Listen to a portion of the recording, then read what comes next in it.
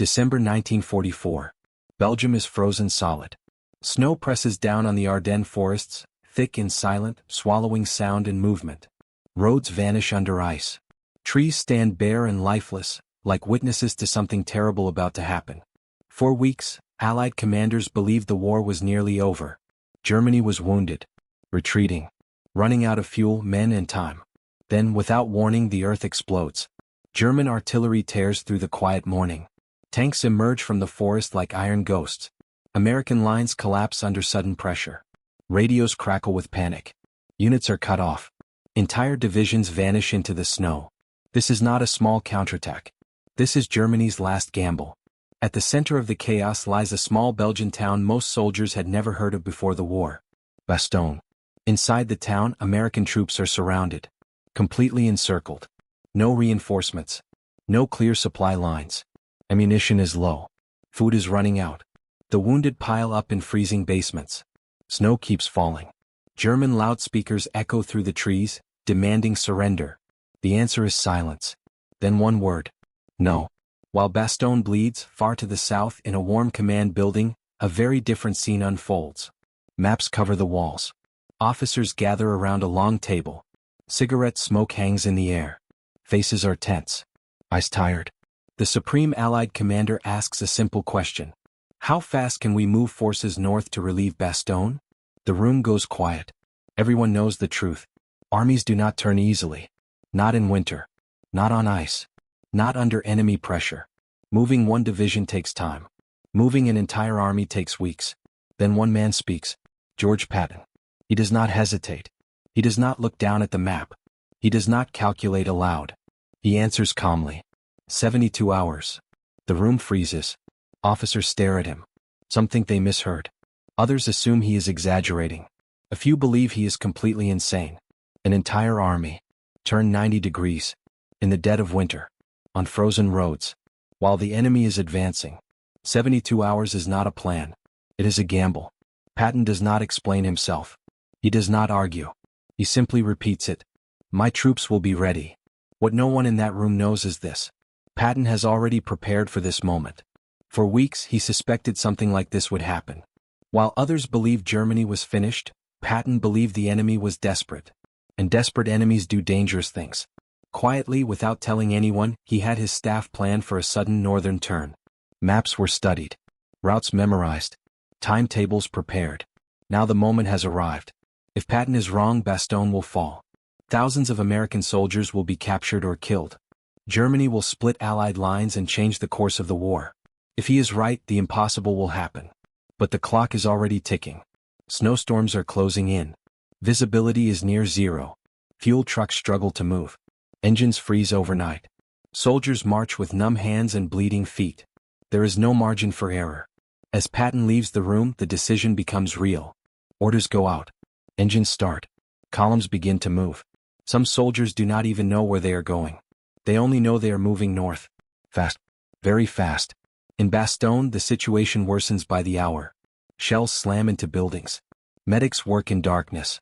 The wounded scream through clenched teeth to avoid being heard. Soldiers wrap themselves in blankets and pray the next artillery round does not find them.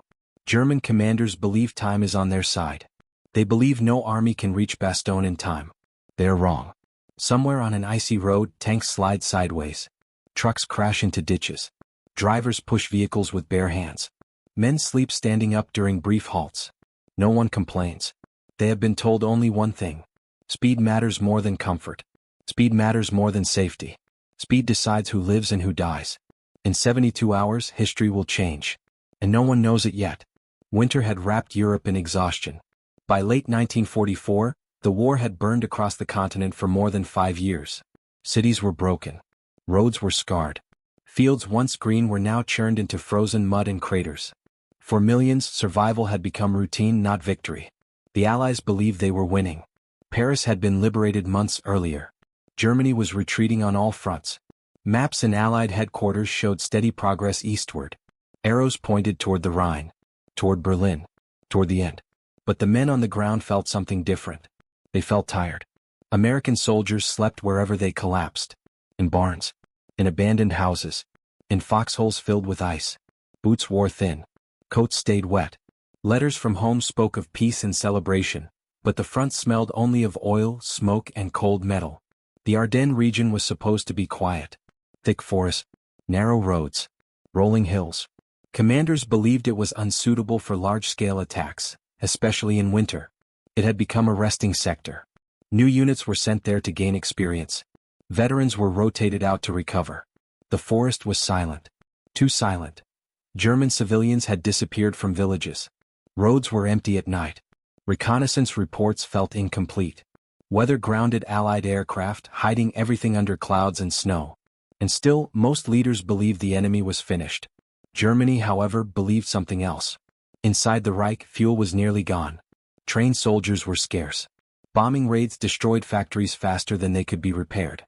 On the Eastern Front, the Red Army was closing in with unstoppable force. There was only one option left. A sudden strike. A massive blow so unexpected that it would fracture Allied confidence. Split British and American forces. Capture fuel depots. Force negotiations before total collapse. The Ardennes was chosen precisely because it seemed impossible. Snow would ground planes. Forests would hide tanks. Surprise would replace strength. On December 16, that silence shattered. German artillery roared through the trees. Shells exploded in American positions that had not fired a shot in weeks. Infantry moved through fog and snow. Panzer columns rolled forward, engines growling low to avoid detection. American soldiers woke to chaos. Telephones went dead. Radios failed. Roads filled with retreating units and refugees. Orders contradicted each other. No one knew how big the attack was, or how far it would go. Some units fought fiercely. Others were overrun within hours. The weather turned brutal. Snowstorms closed in. Temperatures dropped below freezing. Visibility vanished. Air support, the Allies' greatest advantage, was useless. German tanks pushed westward, carving a deep bulge into Allied lines. Hence the name history would give it. The Battle of the Bulge. For Allied commanders, the shock was total. How could Germany attack like this? Where did these tanks come from? Why now? And most importantly, could it be stopped in time? Behind the lines, supply depots became targets. Fuel dumps burned. Roads jammed with desperate movement. Every hour the situation worsened. What had looked like the final phase of victory now felt dangerously uncertain. This was not just a battle. It was a test of belief. Belief that the enemy was finished.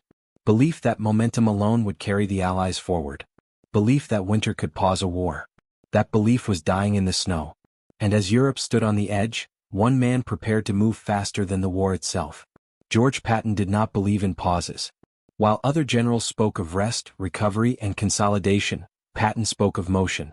To him, stopping was dangerous. Stillness invited doubt. Speed crushed it. Patton had been shaped by movement his entire life. As a young officer, he studied ancient battles, not for glory but for rhythm. He believed wars were won by momentum. That hesitation killed more soldiers than bullets. That confusion was deadlier than firepower. He hated disorder. His boots were always polished. His uniforms perfect. His commands sharp and absolute.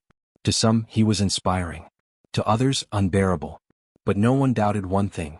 When Patton moved, things happened. By 1944, his reputation was already legendary. He had driven across North Africa with relentless force. In Sicily, his tanks raced ahead while others secured flanks. In France, his Third Army advanced so fast that supply lines nearly collapsed trying to keep up. Speed was not just a tactic for Patton. It was his identity. He believed the enemy was always weaker than they appeared. That fear was contagious, but so was confidence. If his men moved faster than the enemy could react, the enemy would break. Patton spoke often about destiny. He believed he was meant to be on battlefields. That history had prepared him for moments when others would hesitate. This belief made him dangerous, but it also made him decisive. Yet Patton was not reckless. That was the myth. Behind the bold speeches and sharp commands was a man who planned obsessively. He studied maps late into the night. He questioned officers until they were exhausted. He rehearsed movements in his mind again and again. While other commanders trusted reports, Patton trusted patterns. In the weeks before the German attack, he sensed something was wrong. Enemy resistance had weakened too quickly. Retreats felt staged. Silence felt unnatural. So he prepared. Quietly. Without permission, his staff began planning emergency movements. Routes north. Alternate roads. Fuel estimates. Bridge capacities. Timelines measured in hours, not days. If the enemy struck, Patton wanted options. That preparation would soon matter more than anyone realized. Patton's men understood him. They knew he demanded everything. Long marches, little rest, constant pressure. But they also knew he hated waste. He believed every soldier deserved clear orders and decisive leadership. He did not promise safety. He promised purpose. When Patton spoke to his officers, he did not sugarcoat reality. He told them war was chaos, and their job was to bring order faster than the enemy could create it. In winter, this belief became dangerous.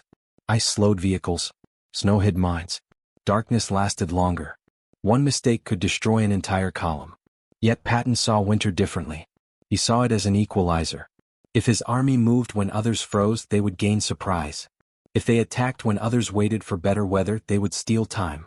And time, Patton believed, was the most powerful weapon in war. By the time German tanks rolled through the Ardennes, Patton was already thinking ahead. Not about retreat, not about defense, but about movement. When the call came asking how fast he could turn north, his answer did not come from arrogance. It came from preparation. 72 hours was not a guess. It was a deadline. And now, the man who refused to slow down was about to force an entire army to match his pace. By the winter of 1944, Germany was running out of everything that once made it powerful. Fuel was scarce. Trained pilots were gone. Experienced soldiers had been killed or captured across multiple fronts. Cities burned under constant bombing. Factories worked through rubble and smoke, producing weapons faster than they could be delivered. Yet inside German high command, one belief refused to die: that the war could still be turned. Adolf Hitler did not accept retreat. He did not accept delay. He believed boldness, pure, overwhelming boldness, could shatter the Allies before they reached Germany's heart. The plan was desperate. A massive surprise attack through the Ardennes forest. The same terrain used in 1940. The same gamble. A narrow corridor, difficult terrain, terrible winter weather. But that was the point. The Allies believed the Ardennes was quiet, weakly defended, unsuitable for large operations. Hitler wanted to exploit certainty with shock.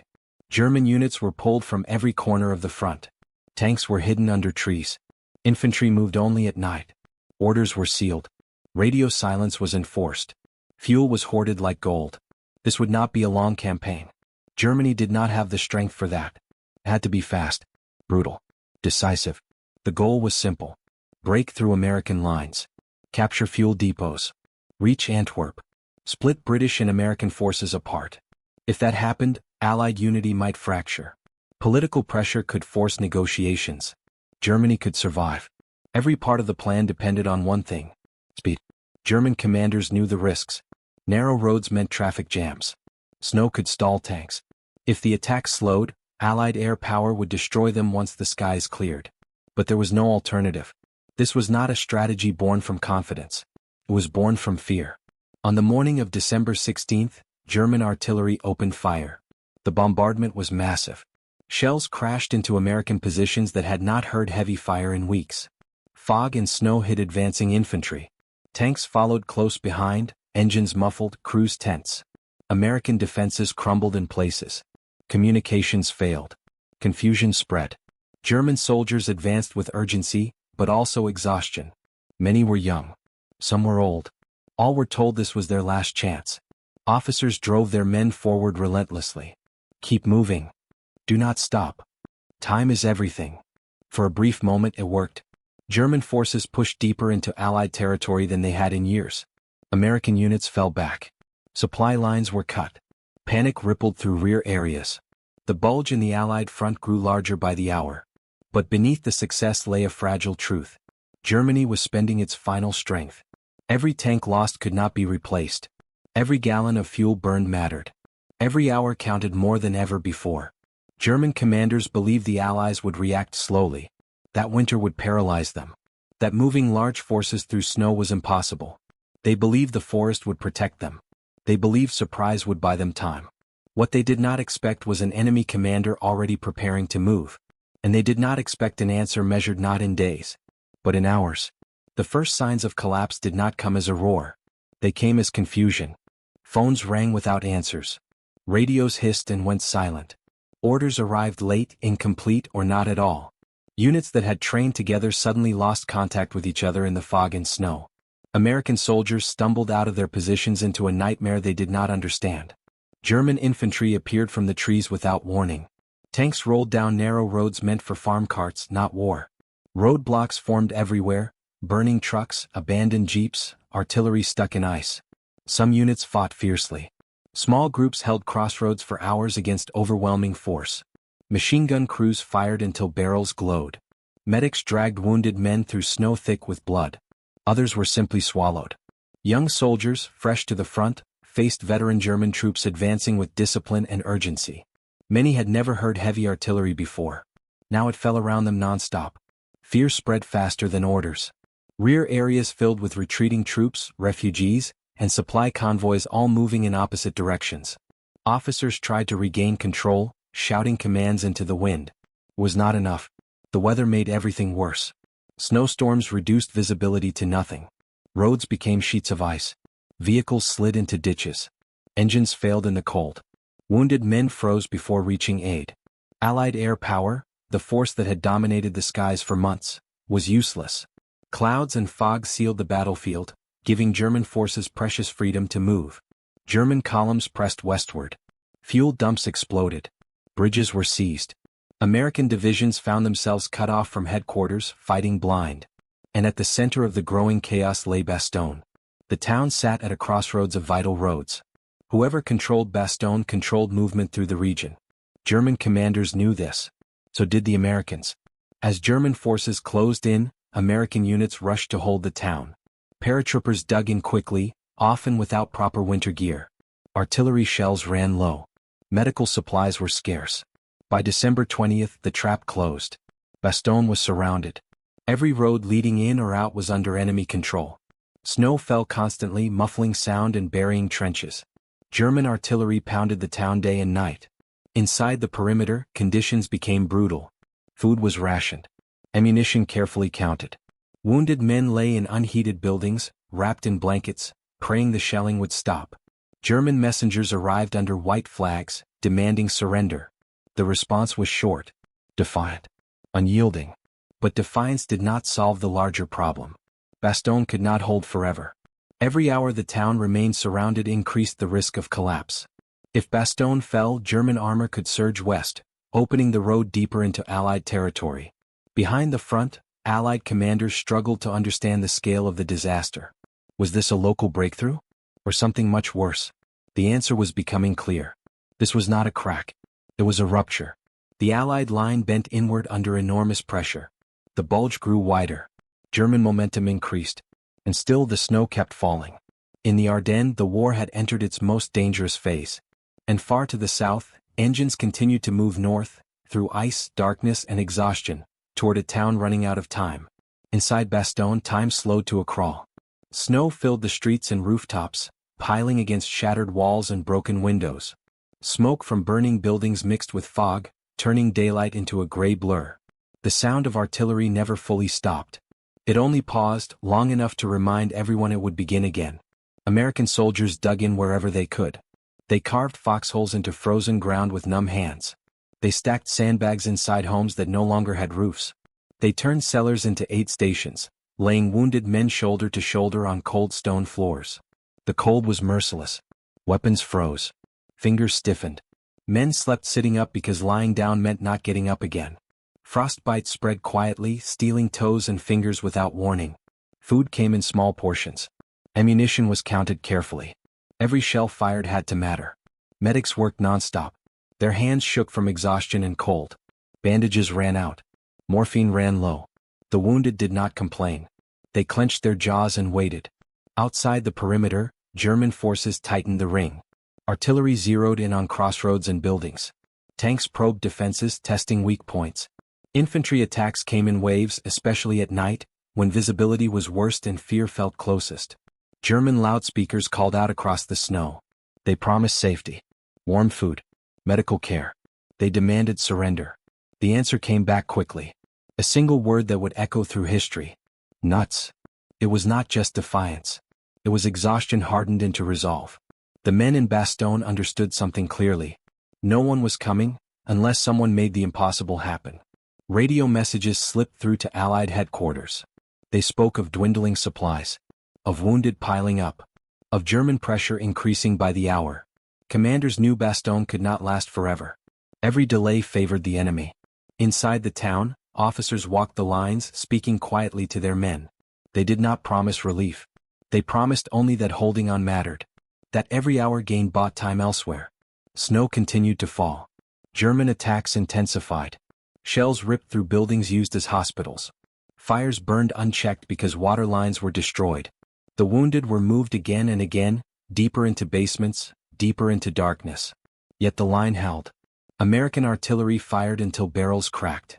Infantry counterattacked with bayonets when ammunition ran low. Engineers turned rubble into barricades. Morale was thin, but it did not break. Because somewhere beyond the snow, movement was happening. Engines were running. Columns were advancing. And time was slipping away from the enemy. The siege of Bastogne had become more than a tactical problem. It was now a race. A race between starvation and relief. Between collapse and endurance. Between surrender and survival. And with every freezing hour that passed, the stakes grew higher. The order did not arrive with drama. There were no speeches. No celebration. No moment for doubt. It arrived as a simple command. Turn north. Now, for Patton's Third Army, the impossible was no longer theoretical. It was happening. Maps were spread across hoods of vehicles in freezing wind. Officers traced routes with gloved fingers. Alternate roads were marked, then crossed out, then marked again. Every bridge, every curve, every village suddenly mattered. The turn was sharp. 90 degrees. Entire columns had to reverse direction on narrow, icy roads already packed with traffic. Tanks needed space they did not have. Trucks jackknifed it. Trailers slid sideways into ditches. Traffic jams stretched for miles. Patton did not slow the order. He tightened it. Deadlines were set by the hour. Units that missed them were pushed aside. Commanders were told to move first and solve problems later. Hesitation was treated as failure. The gamble was absolute. If roads froze solid, movement would stop. If fuel ran short, columns would stall. If German forces detected the shift early, they could strike the exposed flanks. And above all, if Bastogne fell before relief arrived, none of it would matter. Patton understood the risk better than anyone. That is why he acted. He knew that war punished delay more than mistakes. That waiting for perfect conditions meant surrendering initiative. That boldness, even flawed, forced the enemy to react. As the Third Army pivoted north, the weather turned worse. Snow thickened. Ice glazed the roads. Visibility dropped to almost nothing. Drivers followed the faint red glow of tail lights ahead, terrified of losing the column. Men slept in trucks while moving. Meals were eaten cold when they were eaten at all. Engines were kept running through the night to prevent freezing, burning fuel they could barely spare. Patton moved constantly. He visited command posts. He demanded updates. He pushed officers harder when they asked for delays. His voice carried certainty even when the situation did not. To his army, that certainty mattered. It told them this was not chaos. It was purpose. Behind them, German commanders still believed the Allies were stunned. That winter had frozen initiative. That large-scale movement was impossible. They did not yet realize an entire army was sliding through the snow toward their flank. Hour by hour, Patton's gamble consumed everything he had prepared for. Plans met reality. Reality resisted. Orders adjusted. Then movement continued. There was no turning back now. Every mile gained was precious. Every breakdown dangerous. Every delay a threat to Bastogne. Somewhere ahead, American soldiers were still holding a shrinking perimeter. Wounded men waited in dark basements. Ammunition ran lower. Hope flickered but did not die. They did not know it yet. But the decision that shocked the war had already been made. And it was moving toward them, one frozen mile at a time. Winter did not resist Patton's army politely. Fought back. Snowstorms swept across the roads without warning, erasing tracks within minutes. Ice formed faster than men could scrape it away. Engines coughed, stalled, then died. Fuel lines froze. Batteries failed. Metal burned bare skin on contact. Still the columns moved. Drivers leaned forward over steering wheels, peering through frosted glass, following the faint glow of brake lights ahead. One mistake could send a truck sliding into a ditch, blocking the road for everyone behind it. And mistakes happened constantly. Vehicles overturned. Axles snapped. Tanks skidded sideways, crushing fences and walls. Engineers worked in freezing wind, hands numb, clearing wrecks under pressure. There was no room for perfection. Only progress. Patton's orders were ruthless in their simplicity. If a vehicle could not move, push it aside. If it could not be pushed, abandon it. If a road was blocked, find another. Time mattered more than equipment. Fuel became the lifeblood of the gamble. Tankers struggled to keep up with advancing columns. Every mile burned precious reserves. Officers checked gauges obsessively, knowing a stalled tank could doom an entire unit. Men marched beside their vehicles to save fuel. They slept standing up during short halts, boots frozen stiff by morning. Food arrived late or not at all. No one complained. They understood what this was. This was not routine movement. This was a rescue. German aircraft were rare, but the danger was constant. Patrols probed from the forest. Artillery fire occasionally found the roads, forcing columns to scatter and reform. At night, darkness swallowed everything. Headlights were dimmed or covered. Directions were shouted, then lost in wind. Men relied on instinct, on training, on the steady belief that forward was the only acceptable direction. Patton demanded reports every hour. He did not ask if movement was possible. He asked how much progress had been made. Commanders learned quickly. Excuses were ignored. Solutions were required. Yet even under this pressure, something remarkable happened. The army adapted. Drivers learned how to feather brakes on ice. Engineers developed faster ways to clear roads. Units leapfrogged through narrow passages with practiced precision. Momentum built. Each mile gained made the next one easier. Confidence replaced doubt. Men began to believe the impossible might actually happen. Behind them, German intelligence reports became confused. Allied units were appearing where they should not be. Movement was detected in sectors thought inactive. Timelines stopped making sense. But German commanders still believed winter would slow everything down. They were wrong. By the time Patton's lead elements approached the outer edges of the battlefield, Bastogne had endured days of isolation. Inside the town, defenders were exhausted. Ammunition was nearly gone. Wounded men lay waiting, many too weak to move. Relief was not a theory anymore. It was a sound. The distant rumble of engines. The crack of artillery closer than before. The sense that the world beyond the snow was finally moving their way. But between Patton's army and Bastogne stood German forces determined to finish the siege. And winter was not done testing anyone. At first, German commanders dismissed the reports. Allied movement in the south. Unusual traffic on frozen roads. Armored units shifting faster than expected. Winter, they believed, made large maneuvers impossible. Snow slowed engines. Ice broke supply lines. Fog blinded aircraft. The weather was supposed to protect them. Then the reports kept coming. Reconnaissance units spotted American columns moving north at speed. Prisoners spoke of entire divisions on the move. Radio intercepts hinted at coordinated shifts across multiple sectors. The timelines no longer worked. German staff officers gathered over maps, recalculating again and again. Routes that should have taken days were being crossed in hours. Roads assumed impassable were suddenly active. Confusion turned into concern. If the Americans were truly moving this fast, the window for victory was closing. German commanders faced a harsh truth. Their plan depended on Allied paralysis. But instead they were witnessing Allied momentum. Orders were issued to accelerate attacks on Bastogne. The siege had to end quickly. Artillery fire intensified. Infantry assaults grew more aggressive. Tanks were pushed forward despite fuel shortages. Every hour became critical. German units began to feel the strain. Fuel stocks dropped dangerously low. Vehicles were abandoned by the roadside.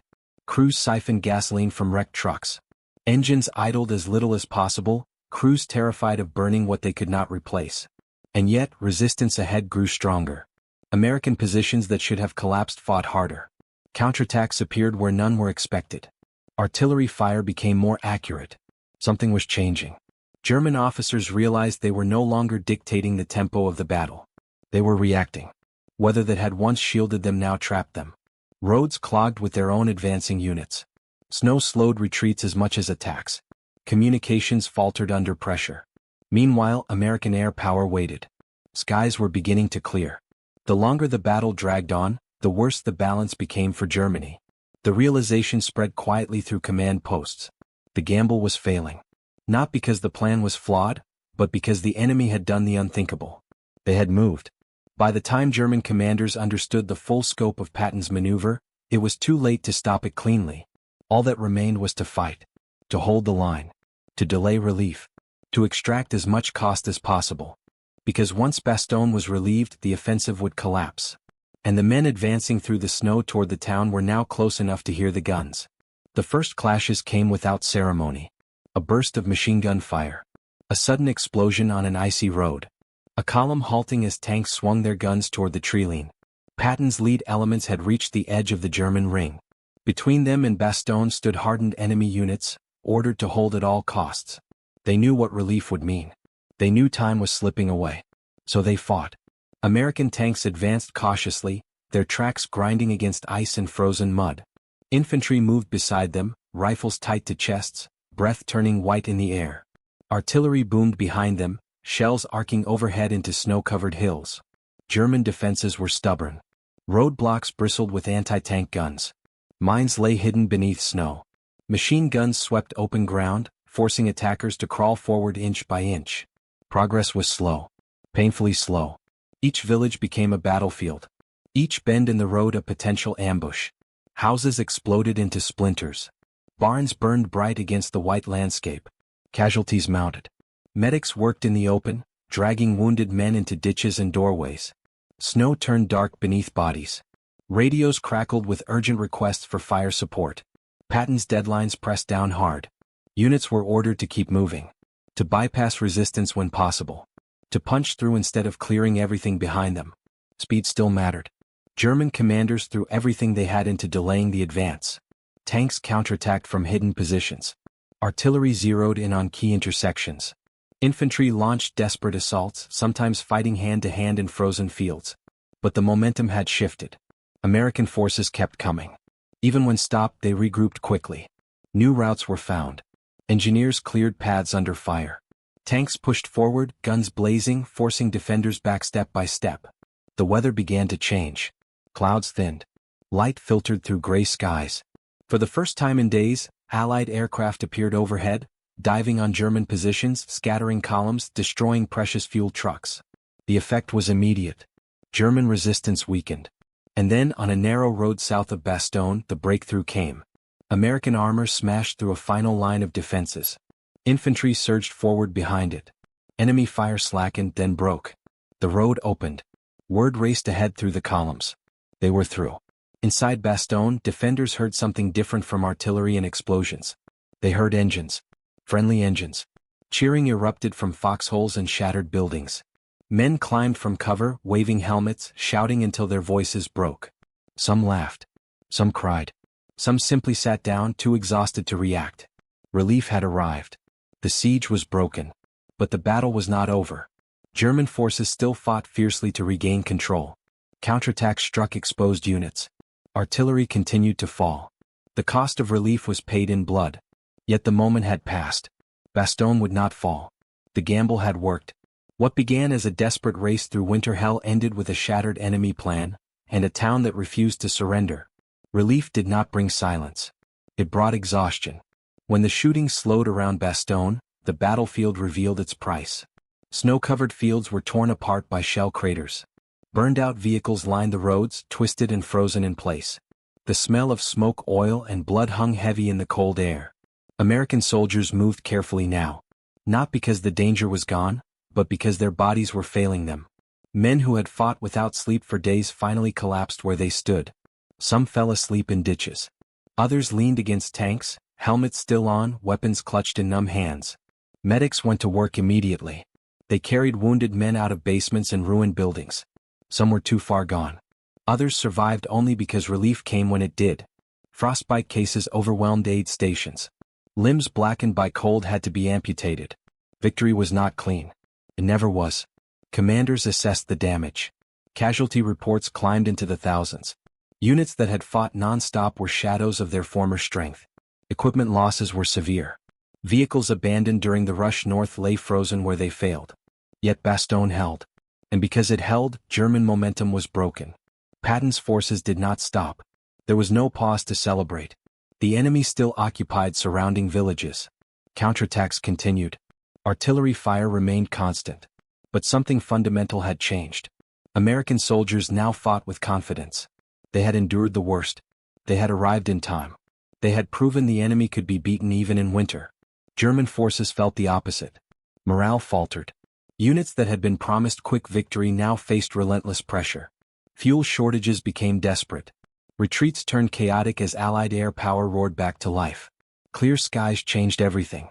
Bombers struck supply columns. Fighters hunted tanks. Roads became death traps. German movements slowed, then stalled. The cost of the gamble was visible everywhere. Graves marked frozen ground. Towns lay shattered. Families displaced or killed by shelling wandered through ruins. War had taken its toll again. For Patton, victory brought no relief. He knew the price paid by his army. He knew boldness demanded sacrifice. And he knew this moment would define him, for better and worse. Because success did not erase the risk. It only proved it had been worth taking. As the fighting pushed outward from Bastogne, the Battle of the Bulge began to turn. Germany's last offensive had failed. But the war was not finished yet. After Bastogne was relieved, the illusion shattered. What remained of the German offensive began to unravel under its own weight. The deep thrust that once threatened to split the Allied front now became a trap for the forces inside it. Fuel was gone. Tanks sat abandoned along roads, their crews forced to destroy them and retreat on foot. Trucks ran dry in open fields, easy targets for Allied aircraft circling above. Engines were silent not by choice but by necessity. The skies belonged to the Allies again. With the weather clearing, waves of bombers and fighters struck relentlessly. Supply lines were torn apart. Bridges collapsed under bombs. Columns were scattered and destroyed before they could regroup. German soldiers moved only at night now, hiding by day, exhausted and hungry. Orders grew desperate. Timetables became meaningless. The momentum that had once driven them forward vanished. On the ground, American and Allied forces pressed hard. Counterattacks came from multiple directions. Units that had fought defensively now advanced with purpose. The Bulge began to shrink. Village by village, ridge by ridge, German positions fell back. Resistance remained fierce in places, but it was no longer coordinated. The offensive had lost its heart. German commanders faced a brutal reality. There were no reserves left. Every division committed to the Ardennes had been a gamble. Now those divisions were bleeding, trapped, or retreating under fire. Losses in men and equipment could not be replaced. The Eastern Front demanded attention. Soviet forces were advancing rapidly. Cities inside Germany lay in ruins. Factories struggled to function. The Ardennes offensive had been Germany's last chance to change the war's direction. It had failed. And its failure carried consequences far beyond the frozen forests of Belgium. The defeat drained Germany of its final strength. It shortened the war. It ensured that the next Allied push would not be stopped. For American soldiers, the realization came slowly. They understood now that they would not be pushed back. That the enemy's power was broken. That victory, once uncertain, was inevitable. But inevitability did not bring peace. It brought more fighting, more loss, more sacrifice. Yet the path forward was clear. Germany could no longer gamble. The Allies could. And at the center of that shift stood a single decision, made under pressure, in winter, against all expectations. History remembers outcomes. It rarely remembers how close those outcomes came to failure. Patton's gamble is often described as bold, brilliant, decisive. And all of that is true, but it hides a deeper, more uncomfortable truth. It almost did not work. The margin was razor thin. If the snow had fallen heavier, roads could have closed. If fuel deliveries had slipped by a single day, columns would have stalled. If German forces had detected the turn earlier, exposed flanks could have been cut apart. If Bastogne had fallen hours sooner, the entire effort would have been meaningless. Every step depended on timing. Not strategy alone. Not strength alone. Timing. Leadership in war is often taught as control, planning, precision. But moments like this reveal something else. Leadership is also uncertainty. Patton did not know the outcome when he gave the order. He could not. No one could. What he had was judgment, built from experience, instinct, and preparation, and the willingness to accept consequences. That willingness is dangerous. Because the same traits that create victory can also create disaster. Patton's confidence bordered on obsession. His speed strained supply lines. His pressure exhausted men and machines. Another general, in another moment, might have broken an army by demanding the same thing. This time it held. But it held because of people. Drivers who kept going when their hands were numb. Engineers who cleared wrecks under fire. Infantry who advanced knowing relief depended on their pace. Defenders in Bastogne who refused to surrender long enough for help to arrive. The gamble was not won by one man alone. It was carried by thousands. And that is the truth history often smooths over. Great decisions do not succeed because they are bold. They succeed because others endure the cost. In the aftermath, military schools would study this moment. Maps would be redrawn, timelines analyzed, orders admired.